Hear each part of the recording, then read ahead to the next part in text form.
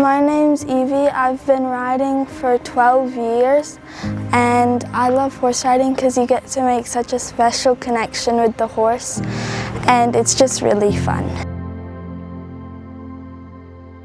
For a very long time, we have assumed that there was no horse welfare problem in Kenya, and that the assumption was that actually sometimes these horses were treated better.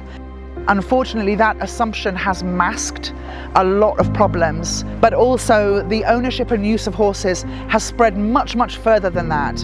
And it's only very recently, in the past year or two, really, that people have started to become aware because horses are so visible now. The upsurge in numbers is huge. If we do nothing, we're going to be faced by a horse welfare catastrophe in this country. We don't want to get there. And so what I would think, the very first thing, all these associations, owners, equestrian associations, polo people, everyone in the race course, all these, let's all come together. Begin to think about the sector. How do we organize this sector? This sector needs regulations. This sector needs guidance.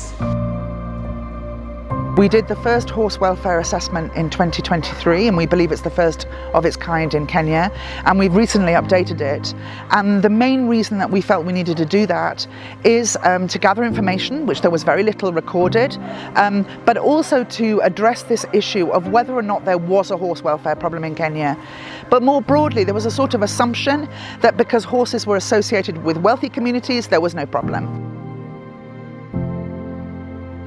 The state of welfare of horses in Kenya at the moment has got a disparity where we have in one case horses that are well taken care of.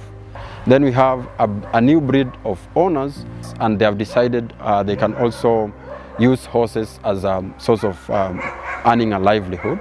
And this has brought a lot of welfare issues with the horses that they are using. Over the next 1 year, in terms of interventions looking to improve the conditions of welfare for horses in Kenya, and hopefully even set a standard for the region and the rest of the continent, is to first of all look at the issue of registration and even being able to understand and trace how many horses are even in Kenya and in what capacity are they working or in what capacity of ownership do they exist. So this has been something that been working on trying to document and create a bit of a knowledge base around. The lack of training ni challenge kubwa sana. Juu kama ujui mambo na farasi mwezi elewana. Lazima kwanza funzwe vyenye utaihando. Juu kuihando bado kuna vyenye inatakanga na haitakangi. Unfortunately, there is two extremes. You have these horses that are incredibly well taken care of, but we also see a lot of, injured, starving, really badly cared for animals. In terms of contributing factors, I think there's two really big points there.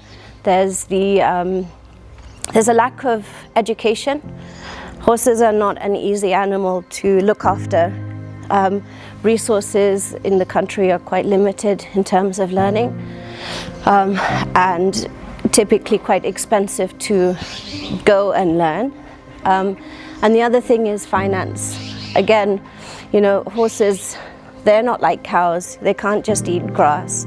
Their feed is expensive, maintenance, vet bills is expensive, tack, correctly fitting tack is expensive.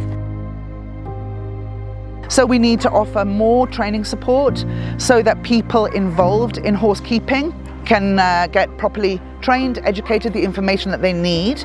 Keeping horses is complicated, but also a component of information an explanation for the people that use horses. So if you're somebody who wants to take their child for a ride, how do you know if that horse is safe?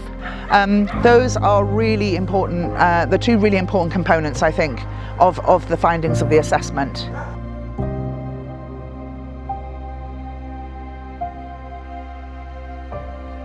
The call is a call for unity.